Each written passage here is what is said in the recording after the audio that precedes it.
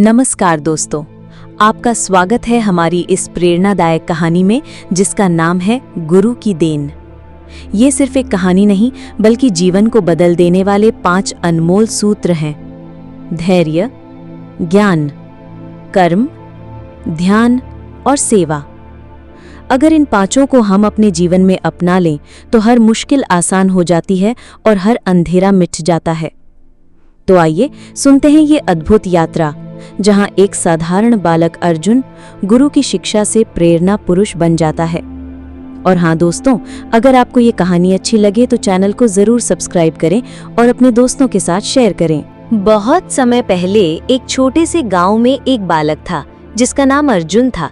वो बहुत जिज्ञासु था, लेकिन अक्सर अपने सवालों से परेशान हो जाता। उसे जीवन का असली अर्थ समझ नहीं आता था। एक दिन गांव में एक वृद्ध और विद्वान गुरु आए। उन्होंने बच्चों को शिक्षा देने का संकल्प लिया। अर्जुन भी उनके पास पहुंचा और बोला, गुरुदेव, मैं जीवन में सही राह कैसे पाऊं? गुरु मुस्कुराए और बोले, सही राह पाने के लिए पहले धैर्य चाहिए। बिना धैर्य के कोई भी मंजिल हासिल नहीं होती। अर्जुन अब रोज गुरुजी के पास आने लगा। उसका मन पहले की तरह बेचैन नहीं रहता था। उसमें धैर्य और ज्ञान की प्यास दोनों बढ़ चुके थे।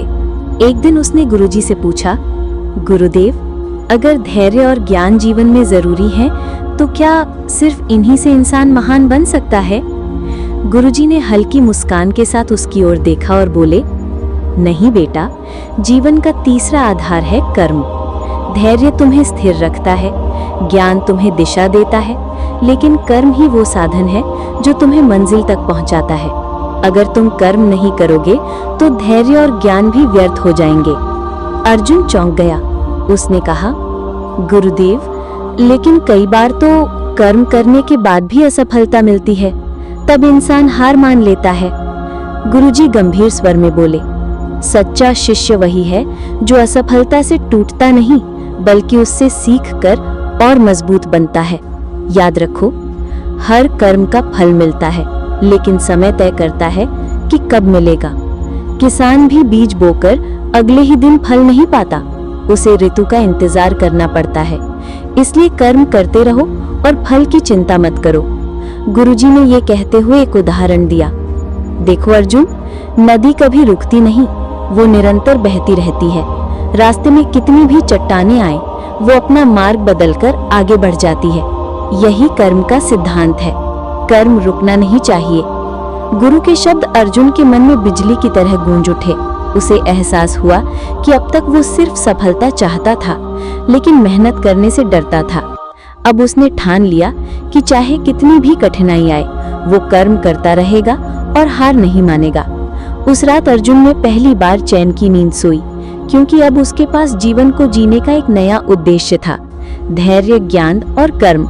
गुरुजी के बताए धैर्य, ज्ञान और कर्म के रास्ते पर अब अर्जुन चलने लगा था। उसका मन धीरे धीरे स्थिर हो रहा था। वो अब पहले जैसा अधीर और बेचैन नहीं रहा, लेकिन भीतर ही भीतर उसके मन में एक और सवाल उठता था, गुरुदेव, अगर मैंने धैर्य रखना सीख लिया, ज्ञान प्राप्त कर लिया और कर्म भी करने लगा, तो क्या फिर जीवन में कभी दुख नहीं आएगा? अगली सुबह वो ये सवाल लेकर गुरुजी के पास पहुंचा। गुरुजी गहरी ध्यानावस्था में बैठे थे। अर्जुन ने प्रणाम किया और धीरे से पूछा, गुरुदेव, जीवन में दुख क्यों आते हैं? अगर सब कुछ सही किया जाए तो भी तकलीफें क्यों मिलती हैं? गुरुजी ने आंखें खोली और बोले, बेटा, दुख ही तो इंसान को मजबूत बनाते हैं। अगर जीवन में सिर्फ सुख ही सुख हो तो इंसान कभी नहीं सीखता।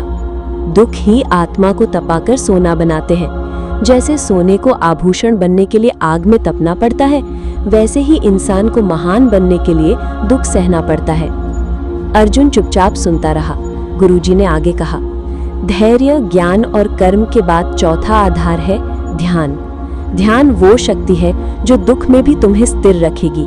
ध्यान तुम्हारे मन को बिखरने से बचाएगा और आत्मा को शांति देगा। ध्यान वो पुल है जो इंसान को ईश्वर से जोड़ देता है। गुरुजी ने अर्जुन को वृक्ष के नीचे बैठाकर आंखें बंद करने को कहा। धीरे धीरे उसे श्वास पर ध्यान केंद्रित करना सिखाया। पहली बार अर्जुन ने भीतर गहरी शांति का अनुभव किया। उसे लगा जैसे मन के सारे बोझ धीरे धीरे उतर रहे हों। उसने आंखें खोली और बोला, गुरुदेव, ये अनुभव तो अद्भुत है।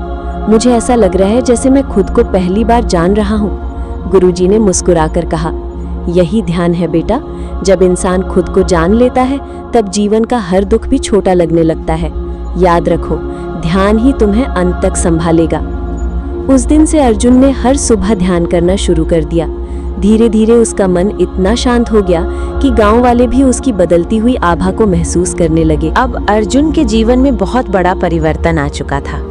गुरुजी के आशीर्वाद से उसने धैर्य सीखा, ज्ञान प्राप्त किया, कर्म को जीवन का आधार बनाया और ध्यान से आत्मा की शांति पाई। गांव वाले अर्जुन को देखकर आश्चर्य करते। जो लड़का पहले अधीर, बेचैन और हर बात में जल्दबाज था, वही अब शांत, गंभीर और मददगार बन गया था। उसके चेहरे से प्रकाश फूटता था। एक दिन अर्जुन ने गुरुजी से अंतिम प्रश्न पूछा, गुरुदेव, आपने मुझे धैर्य, ज्ञान, कर्म और ध्यान का मार्ग दिखाया, लेकिन जीवन का सबसे बड़ा उद्देश्य क्या है?